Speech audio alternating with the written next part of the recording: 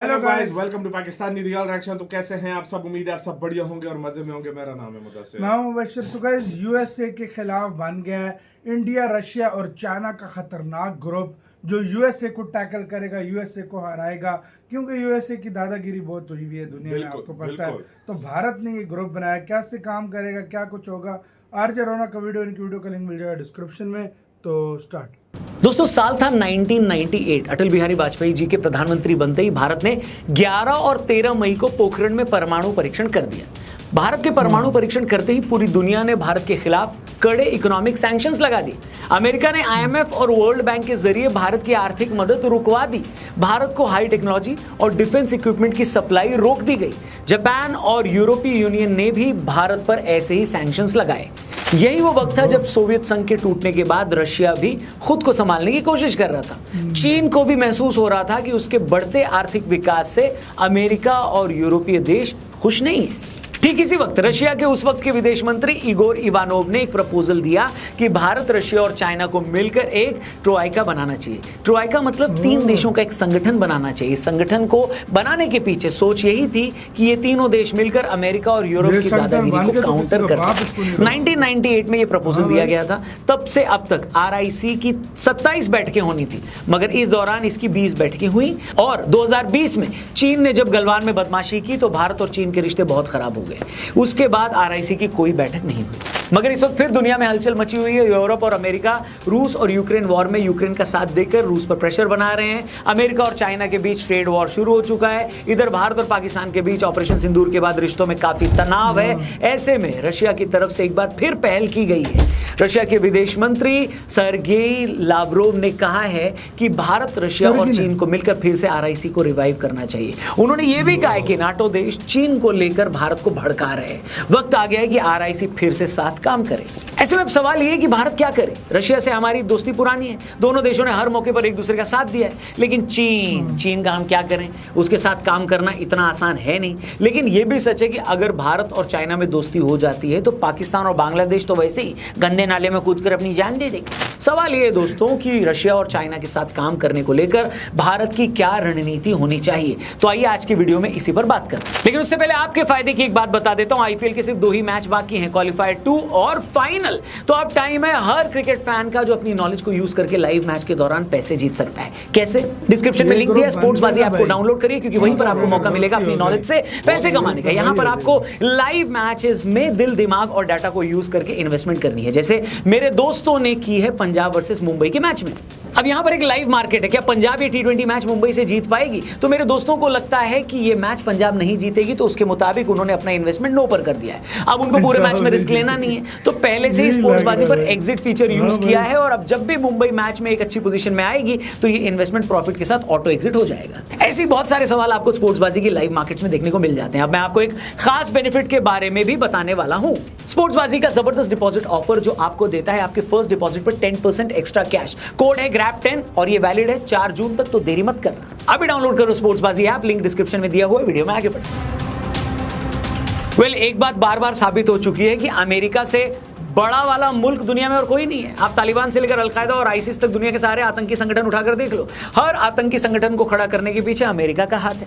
America की हमेशा से यही रणनीति रही है कि कैसे 2 देशों को आपस में भिड़ाकर उनमें लड़ाई कराई जाए और बाद में इसी लड़ाई का फायदा उठाकर अपने हथियार बेचे जाए। आपको क्या लग रहा है, यूक्रेन को 1.5 साल से रशिया से किसने भिड़ा रखा है? इसी यूरोप और अमेरिका ने। एक आइलैंड के लालच में शेख हसीना का तख्ता पलट किसने किया? इसी अमेरिका ने। भारत के साथ लड़ाई में भिखारी पाकिस्तान को किसने बचाया? इसी अमेरिका ने। और यही अमेरिका हर बार पाकिस्तान को बचाता रहा है। 71 में जब हम पाकिस्तान के साथ लड़ाई कर रहे थे तब इसी अमेरिका ने भारत को धमकी दी थी, लेकिन हमने उस टाइम सुनी नहीं। करगिल वॉर के टाइम भारत ने करगिल की पहाड़ी पर मौजूद पाकिस्तानी आतंकियों की लोकेशन अमेरिका से मांगी थी। तब इसी अमेरिका ने भारत को उलझा कर रखा, जिसके चलते जो लड़ाई 3 दिन में खत्म हो सकती थी वो महीना भर से ऊपर चल गई। इसके चलते भारत को भी अपने सैकड़ों फौजी गंवाने पड़े। और चीन के साथ गलवान वैली की लड़ाई के बाद जब अमेरिका ने भारत को कहा कि आ जाओ हम लोग मिलकर क्वाड बना लेते हैं, जिसमें अमेरिका और भारत के अलावा जापान जापान और ऑस्ट्रेलिया भी रहेंगे, तो ऐसा करके वो भारत की मदद नहीं कर रहा था, बल्कि भारत और चीन की दुश्मनी का फायदा उठाकर भारत को चीन के खिलाफ खड़ा करने की कोशिश कर रहा था। क्योंकि अमेरिका को अच्छे से पता था कि भारत और चीन आपस में लड़ेंगे, तभी भारत अमेरिका से हथियार खरीदेगा। और सुनो, ट्रंप ने जब सीजफायर कराने का क्रेडिट लिया तो उन्होंने एक बात बार बार बोली कि मैंने भारत और पाकिस्तान को ट्रेड का लालच देकर सीजफायर कराया है। चाचा ने बोला ना, लेकिन सवाल चाचा से ये है कि तुम भारत को ट्रेड का लालच देते तो हो, लेकिन जब अमेरिकी कंपनी एप्पल कहती है कि हम भारत में आईफोन बनाएंगे, तो तुम उसे धमकी देते हो कि ऐसा किया तो 25% टैरिफ लगा दूंगा। फिर तुम विदेशी लोगों के अपने देश पैसा भेजने पर 5% टैक्स लगा देते हो, जिसका सबसे ज्यादा नुकसान भारत को ही होता है। तो चाचा, तुम भारत के कितने सगे हो, भारत का कितना फायदा चाहते हो, ये तो क्लियर हो ही चुका है। दोस्तों, अमेरिका को लेकर ये सारी बातें मैं इसलिए बता रहा हूं क्योंकि अमेरिका सिर्फ एक दुकानदार है, उसी की तरह बिहेव करता है। रूस की तरह आप अमेरिका से किसी गहरे रिश्ते की उम्मीद नहीं कर सकते, ये बार बार प्रूव हो चुका है। और इसमें कोई शक नहीं है कि ऑपरेशन सिंदूर के दौरान हमने ये भी रियलाइज किया कि हमें कुछ अच्छे दोस्तों की जरूरत है। अब वो दोस्त अमेरिका तो बन नहीं रहा। रशिया हमारा दोस्त है, लेकिन रूस तो चीन का भी दोस्त है। रूस का चीन से ट्रेड $250 बिलियन के आसपास का है। यूरोप और अमेरिका के बैन लगाने के बाद रूस को चीन की बहुत जरूरत है। ऐसे में रूस किसी कीमत पर चीन को तो नाराज नहीं करेगा, लेकिन रशिया किसी कीमत पर भारत से भी अपनी दोस्ती खराब नहीं करना चाहता। भारत रशिया से तेल और उसके हथियारों का सबसे बड़ा ग्राहक है। रशिया और यूक्रेन वॉर में भारत ने रशिया को भले सपोर्ट नहीं किया, लेकिन रूस के खिलाफ भी एक शब्द भी नहीं बोला। और दूसरा, दोनों देशों के बीच रिश्तों की लंबी हिस्ट्री रही है। ऐसे में रशिया भारत के साथ तो अपने रिश्ते किसी भी कीमत पर खराब नहीं करेगा। इसी के चलते रशिया को फिर से ये रियलाइज हुआ है कि अगर चाइना और भारत अपने मुद्दे निपटा लें और तीनों देश आपस में आ जाएं, तो ये तीनों देश मिलकर अमेरिका और यूरोप की दादागिरी से निपट सकते हैं। बात सुनने में रीजनेबल भी लगती है, क्योंकि भारत भी आज इस पोजीशन में नहीं है कि वो अपने ईस्टर्न और वेस्टर्न दोनों फ्रंट पर दो दुश्मन पाल ले। दूसरी बात, चीन से लगातार दुश्मनी का मतलब है कि चीन पाकिस्तान को उतनी ही शह देगा। चीन से दुश्मनी का मतलब है कि चीन को बांग्लादेश और पाकिस्तान दोनों में अपनी पैठ बनाने का मौका मिल जाएगा, जो चीन अभी भी कर रहा है। ऑपरेशन सिंदूर के बाद फौरन खबरें आई कि चीन बांग्लादेश के लाल मनीरहाट एयरबेस को फिर से रिवाइव कर सकता है। ये एयरबेस भारत के बॉर्डर से कुछ किलोमीटर दूरी है, जो अगेन भारत के लिए टेंशन की बात हो सकती है। अगर चीन ने यहां पर अपना कोई बेस बना लिया तो उसे भारत के ईस्टर्न बॉर्डर की पूरी सिचुएशन का पता लग जाएगा। वो अपने रडार लगाकर यह भी पता लगा लेगा कि भारत ने कहां पर राफेल डिप्लॉय किए हैं, भारत ने कहां पर S-400 सिस्टम सेट कर रखा है। इसलिए भारत कभी नहीं चाहेगा कि चीन बांग्लादेश में आए। पर अगेन बात यही है कि अगर भारत और चाइना में टेंशन रही तो फिर चाइना भारत के हर दुश्मन को एक्सप्लॉइट करेगा। ऊपर से चाइना के साथ भारत का $117 अरब का ट्रेड भी है, जिसमें हम मोटे तौर पर चाइना से सामान खरीदते हैं। उस सामान से भारत में न जाने कितने व्यापारी अपने काम धंधे चलाते हैं। ये कहने में कोई हर्ज नहीं है कि भारत में कितने बिजनेसेस का सर्वाइवल ही चीन से सामान खरीदने पर टिका है। इन सब रीजंस की वजह से भी चीन के साथ भारत के खराब रिश्ते हमारे हक में नहीं है। तो प्रैक्टिकली बात यही है कि भारत और चीन के रिश्ते अगर अच्छे हो जाते हैं, भारत, चीन और रशिया साथ आ जाएं, तो भारत को फायदा ही फायदा है। लेकिन यहां पर एक लेकिन है, और वो लेकिन क्या है उस पर बात कर लेते हैं।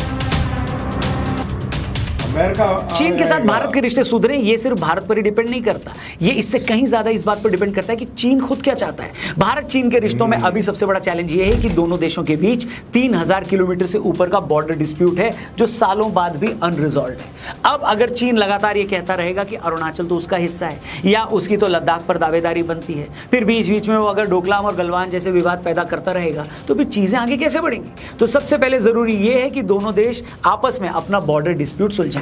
दूसरा पॉइंट, चीन को अगर भारत के साथ दोस्ती करनी है तो उसे पाकिस्तान को भारत के खिलाफ भड़काना बंद करना होगा। पाकिस्तान अभी अपने 80% हथियार चीन से खरीदता है। जल्द ही चीन अपना F-35 5th generation fighter jet भी पाकिस्तान को देने वाला है। भारत जब भी पाकिस्तान में मौजूद किसी आतंकी संगठन को UN में बैन कराने की कोशिश करता है तो चाइना वहां वीटो लगाकर उसे बचा लेता है। अगर पाकिस्तान को लेकर चीन का रवैया यही रहा तो फिर भारत के साथ उसके रिश्ते कभी नहीं सुधर सकते। एक कड़वी रियलिटी यह भी है कि अमेरिका की तरह दरअसल चीन की भी सारी दोस्ती धंधे से जुड़ी हुई है। पाकिस्तान और चाइना के बीच दोस्ती भी चीनी स्वार्थ से जुड़ी हुई है। चीन पाकिस्तान को हथियार देकर भारत को उलझाए रखना चाहता है ताकि भारत की आर्थिक तरक्की वैसी न हो और भारत को दुनिया एक अशांत देश के तौर पर देखे। दूसरा पॉइंट, चीन पाकिस्तान में चाइना पाकिस्तान इकोनॉमिक कॉरिडोर के तहत कई प्रोजेक्ट्स चला रहा है। ये सारे प्रोजेक्ट भी एक तरह से पाकिस्तान के रिसोर्सेज को एक्सप्लॉइट करने के लिए ही चलाए जा रहे हैं। इन प्रोजेक्ट्स के जरिए मोटी कमाई चीन की होगी और पाकिस्तान को उसमें थोड़ी बहुत रॉयल्टी मिलेगी। इसलिए भी पाकिस्तान चीन के लिए इंपॉर्टेंट है, क्योंकि उसे ऐसा मूर्ख और जाहिल देश कहां मिलेगा जो खुद अपने मुल्क को उसके चरणों में गिरवी रख दे। और ये भी क्लियर है दोस्तों कि अपनी इज्जत, आबरू और लात सम्मान सब चीन के हवाले करने के एवज में पाकिस्तान भी उससे कुछ चाहेगा। और पाकिस्तान की चाहत क्या है? किसी से छिपी नहीं है। पाकिस्तान चाइना से बस यही चाहता है कि भारत से लड़ने के लिए वो उसे हथियार देता रहे, क्योंकि जब तक पाकिस्तान भारत का मुकाबला कर पा रहा है तब तक ही पाकिस्तान की फौज की रेलेवेंस बनी रहेगी और फौज को और कुछ नहीं चाहिए वहां की। अब जब हम चाइना और पाकिस्तान के इस रिश्ते को देखते हैं और ये देखते हैं कि ये रिश्ता गैर बराबरी का होने के बावजूद दोनों देशों के लिए विन विन वाला है, तो फिर चाइना अपनी पाकिस्तान पॉलिसी कैसे बदलेगा? और जब तक चाइना अपनी पाकिस्तान पॉलिसी नहीं बदलेगा तब तक भारत के साथ उसके रिलेशन कैसे नॉर्मल होंगे? जाहिर तौर पर ये सारी बातें और भारत के सारे कंसर्न रशिया को भी पता होंगे, इसलिए रशिया अगर सच में चीन और भारत के साथ फिर से आरआईसी को रिवाइव करना चाहता है तो उसे पहले भारत के कंसर्न भी समझने होंगे। लेकिन इसमें कोई दो राय नहीं है कि अगर चीन, भारत और रूस साथ आते हैं तो महासेल्फिश अमेरिका को बुरा लगेगा। वैसे भी अमेरिका और यूरोप के गोरी चमड़ी वाले नेताओं को न कम्युनिस्ट देश पसंद है और न ही भूरे चमड़ी वाले लोग पसंद है। बाकी आप बताइए, भारत, चीन और रूस के रिश्तों को लेकर जो डायनामिक्स हमने आपको इस वीडियो में समझाए उस पर आपकी क्या है राय? इसी के साथ वो वीडियो एक तो मैं बात करूंगा, बाकी देखो कंसर्न जितने भी हैं वो हर तरफ है, लेकिन ये ग्रुप बन के ना दुनिया पे इस ग्रुप का राज होगा, ये मैं आपको बोल रहा हूँ। इसमें कोई शक नहीं है। लेकिन मैं इधर एक बात बताऊं, बात का पता नहीं, 5 साल 6 साल 7 साल इसका मुझे नहीं पता क्या होगा क्या नहीं। फिलहाल तो नामुमकिन है। फिलहाल जाहिर बात है अचानक से भारत की नहीं बनती ना, क्योंकि इसमें नुकसान ही नुकसान है। उस वजह से अगर इंडिया, चाइना, रशिया आते हैं, अमेरिका खड़ा हो जाएगा खिलाफ। अमेरिका अगर चाइना और पाकिस्तान साथ होते हैं, इंडिया उसके भाई टोटली रशिया चाहता है कि यार मेरी दोस्ती इंडिया से भी खत्म हो और चाइना से भी खत्म हो। आप इमेजिन करो ये ग्रुप बन गया हाँ। तो इसके कितने बेनिफिट्स होंगे यार। इतना फायदा अगर ये ग्रुप बन गया, मैं कहता हूँ दुनिया पे वाकई राज करेंगे।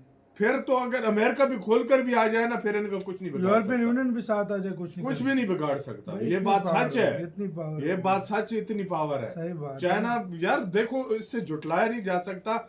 अगर नो डाउट इस टाइम पाकिस्तान अगर कुछ टिका हुआ या सब कुछ ना, वो चाइना के हथियारों की वजह से इतने हथियार दे रहा है। ये बात सच है, ये बात हकीकत है ये। और विन विन वाकई दोनों की सिचुएशन है अपनी तरह से वाकई में। तो क्या आपका इसके ऊपर कहना, अपने राय बताना, अपना बहुत ज्यादा ख्याल रखना तो है।